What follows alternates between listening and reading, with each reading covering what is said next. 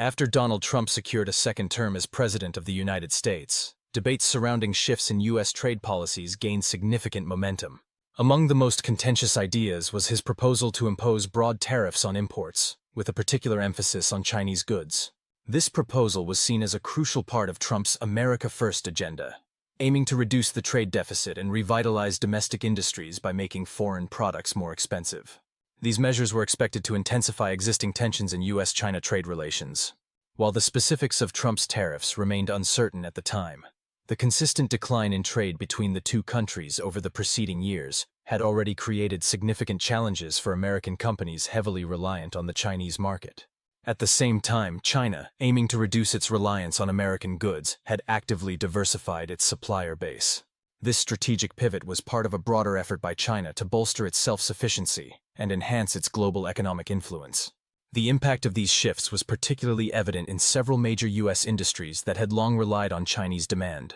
Over the past 3 years, bilateral trade volumes had dropped considerably, with China increasingly turning to other nations to meet its import needs.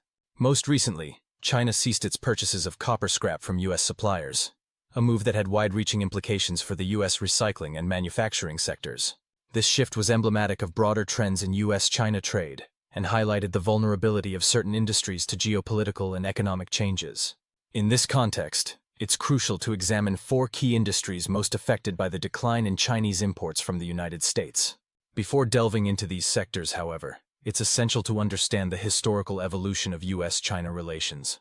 The relationship between the United States and China spans more than 2 centuries and has been marked by alternating phases of cooperation, competition, and conflict.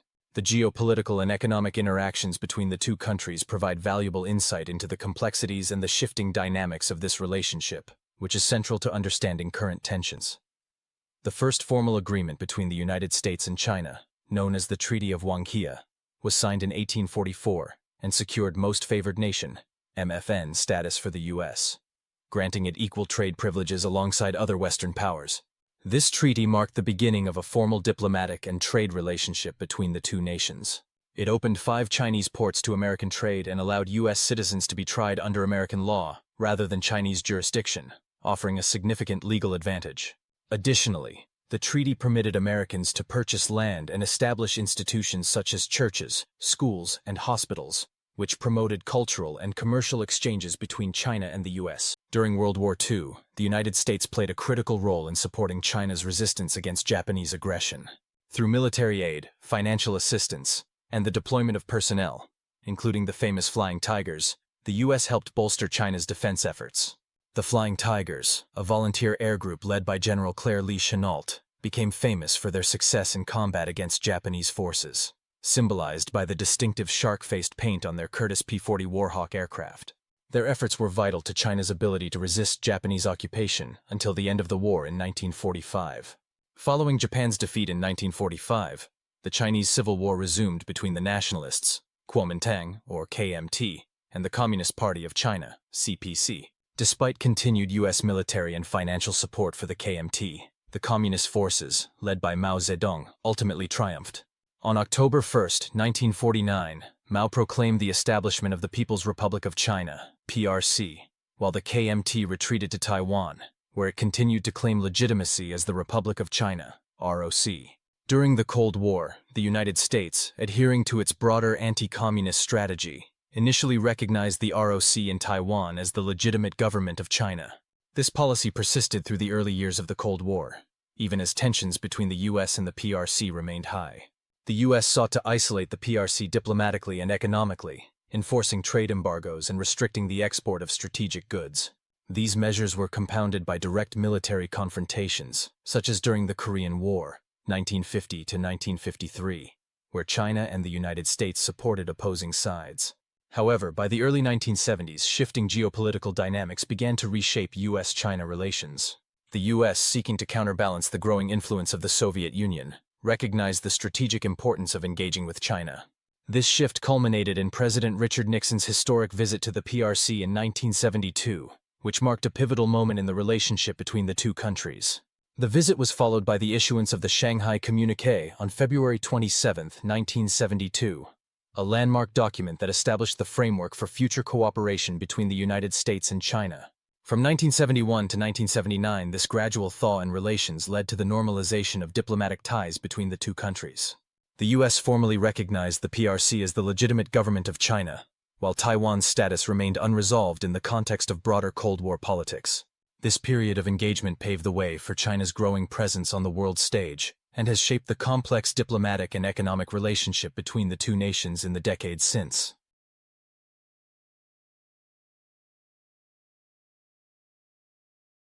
The Shanghai Communique, signed between the United States and China, marked a significant moment in the diplomatic relations between the two nations, particularly by acknowledging their differing views on key issues like Taiwan. This groundbreaking agreement allowed both countries to openly express their positions without requiring immediate resolution. One of the most important aspects of the communique was the United States' recognition of the One China policy, which asserts that there is only one China, including both the mainland and Taiwan. At the same time, the U.S. affirmed its interest in a peaceful resolution to the Taiwan issue. This approach allowed the U.S. and China to temporarily set aside their differences, facilitating greater trade and diplomatic engagement. In 1979, under President Jimmy Carter, the United States formally recognized the People's Republic of China as the sole legal government of China. This led to the severance of official diplomatic ties with Taiwan, a shift that prompted concerns in Washington. To address these concerns, the U.S. Congress passed the Taiwan Relations Act on April 10, 1979. The Taiwan Relations Act, TRA, was crucial in managing the U.S. relationship with Taiwan after the diplomatic shift. It established the American Institute in Taiwan, AIT, to handle unofficial relations and ensured the provision of defensive arms to Taiwan, bolstering the island's self-defense capabilities. Moreover, the act made it clear that any non-peaceful efforts to determine Taiwan's future would be viewed as a threat to peace and security in the Western Pacific, a matter of serious concern for the United States. The Taiwan Relations Act has played a pivotal role in maintaining a delicate balance in U.S.-China-Taiwan relations over the years. It has allowed for strong, unofficial ties between the United States and Taiwan, covering areas such as trade, cultural exchange, and security cooperation. At the same time, the TRA has reinforced the U.S. commitment to a peaceful resolution of the cross-strait differences. This framework has not only fostered regional stability but also become a cornerstone of U.S. policy in the Western Pacific, helping to manage the complex dynamics of international relations in the region. In essence, the TRA has enabled the United States to uphold its obligations to Taiwan without jeopardizing its broader strategic interests in maintaining a cooperative relationship with China. This delicate equilibrium continues to shape U.S. policy in the region, ensuring that tensions over Taiwan do not escalate into open conflict while encouraging dialogue and diplomacy. Let's take a quick pause. If you've been enjoying the video so far, we'd really appreciate your support. Hitting the like button helps us reach a broader audience, and sharing your thoughts or feedback in the comments can make an even bigger impact. Your interaction goes a long way in helping us create more content you'll enjoy. Thank you for watching, and now let's dive back in. Economic engagement from the 1980s to the 2000s. Under the leadership of Deng Xiaoping, China embarked on a transformative journey of economic reform in the late 1970s. These reforms marked a pivotal shift from a centrally planned economy to one that embraced market-oriented mechanisms. This period, known as Reform and Opening Up, aimed to modernize China's economic system, promote efficiency, and foster growth by integrating market dynamics and encouraging foreign investment. One of the major components of these reforms was the establishment of special economic zones, SEZs, in coastal cities like Shenzhen. These zones provided favorable conditions for foreign businesses, including American companies, to invest and operate in China. The SEZs acted as testing grounds for capitalist policies and attracted significant foreign direct investment, FDI, which played a crucial role in China's economic expansion. The success of these zones fueled China's rise as a global manufacturing hub. By the early 2000s, China had made significant strides in transforming its economy, culminating in its accession to the World Trade Organization, WTO, on December 11, 2001. This marked a major milestone in China's global economic integration. Joining the WTO required China to adopt comprehensive economic reforms, such as reducing tariffs, eliminating trade barriers, and opening previously protected sectors to international competition. As a result, China's entry into the global trading system spurred a dramatic increase in trade activities, benefiting both China and its trading partners. Bilateral trade between China and the United States grew exponentially during this time. The total goods trade between the two countries surged from under $100 billion in 1999 to $558 billion by 2019. This period of economic liberalization and global integration led to unprecedented growth, lifting hundreds of millions of people out of poverty and transforming China into the world's largest exporter and a key player in global manufacturing. However, this growth also came with significant challenges. The rapid economic expansion led to increased competition for domestic industries and the need for regulatory reforms to align with international standards. Furthermore, the environmental toll of rapid industrialization became evident, as did the rising income inequality that threatened to undermine social stability. In response, the Chinese government introduced policies aimed at addressing these issues, such as focusing on environmental sustainability and addressing social disparities. In the 2010s, U.S.-China relations began to show signs of strain, driven by concerns over intellectual property theft and forced technology transfers. As China's technological capabilities grew, particularly in areas like telecommunications and artificial intelligence, these issues became a focal point of tensions between the two superpowers. The United States accused China of unfair trade practices, including the forced transfer of technology from U.S. companies operating in China. In 2018, the Trump administration imposed tariffs on $250 billion worth of Chinese goods, targeting industries like electronics, steel, and machinery. China retaliated with tariffs on U.S. agricultural products, including soybeans and pork, which had a direct impact on U.S. farmers. These escalating trade tensions disrupted global supply chains and forced companies to rethink their sourcing strategies. Some businesses even moved their production outside of China to other low-cost manufacturing countries, further shifting the global economic landscape. In 2020, a Phase 1 trade agreement was signed between the U.S. and China. Under the agreement, China committed to purchasing an additional $200 billion worth of U.S. goods and services over 2 years. It also promised to enhance intellectual property protections and address issues related to forced technology transfers. Although this agreement was seen as a step toward easing tensions, structural issues between the two nations remained unresolved, and the impact of the COVID-19 pandemic soon complicated its full implementation. When the COVID-19 pandemic hit in early 2020, global trade came to a halt, exacerbating the challenges facing both economies. China's purchases of U.S. goods fell short of the targets set in the Phase 1 agreement, and many of the underlying trade disputes, such as intellectual property concerns, remained unresolved. The pandemic also led to disruptions in global supply chains, further complicating trade relations and economic recovery efforts. This period of economic engagement highlighted the complexities and risks of global interconnectedness, showing both the benefits of China's market integration and the tensions that arise from its rapid rise as an economic power.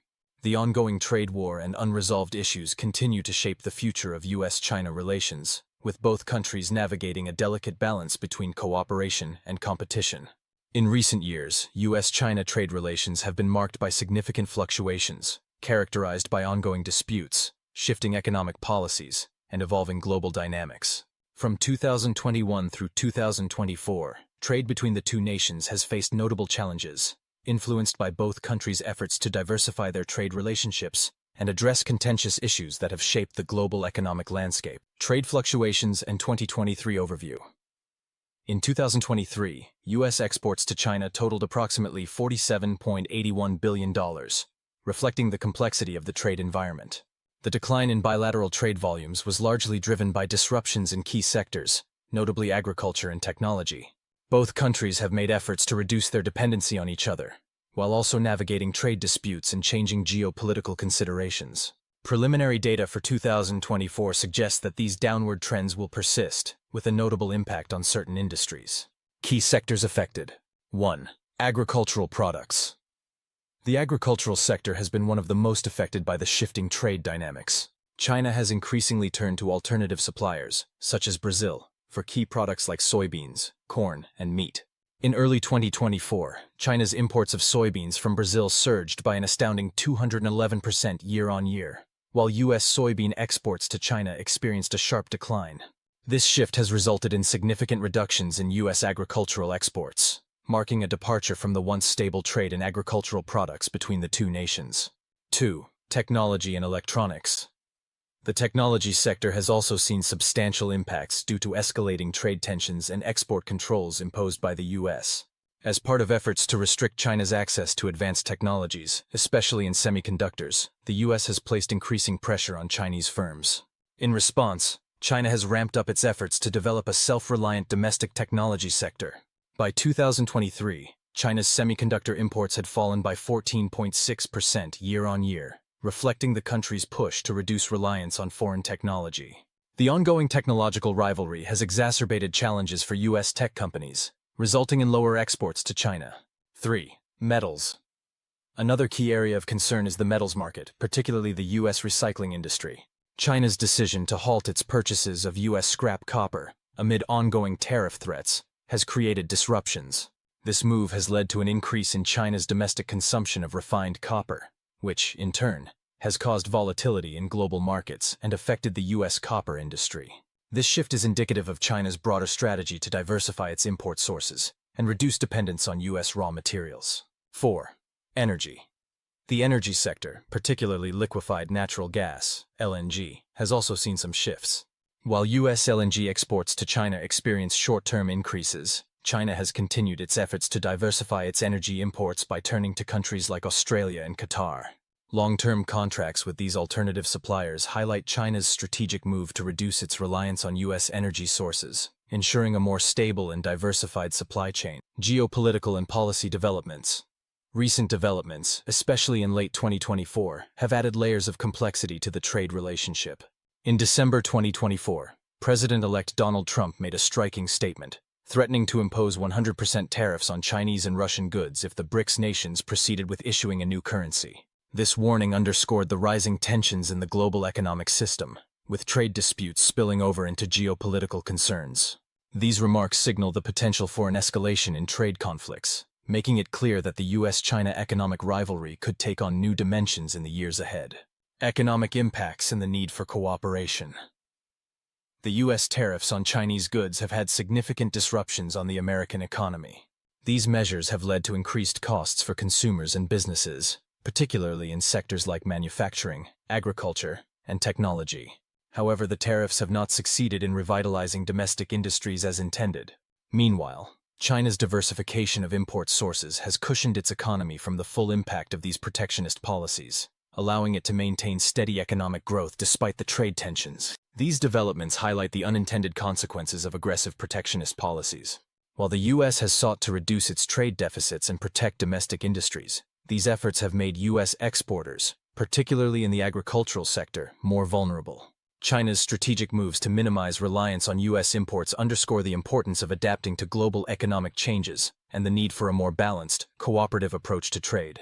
Conclusion. In conclusion, the trajectory of U.S.-China trade relations in recent years has been marked by significant disruptions, particularly in agriculture, technology, metals, and energy. The shifting trade patterns, driven by efforts to diversify import sources and counter the impact of tariffs, have created challenges for both nations. The geopolitical dimensions of the trade relationship, combined with ongoing tariff disputes, suggest that further uncertainties lie ahead. Moving forward, it will be crucial for both the U.S. and China to navigate these complexities with a more balanced and cooperative trade strategy, ensuring stability in their economic relationship. Thank you for watching this video. We truly appreciate your support. If you found our content insightful, please consider liking and subscribing to stay connected with our community. Your support is invaluable to us, and we encourage you to explore more videos on our channel, which are now featured on the screen.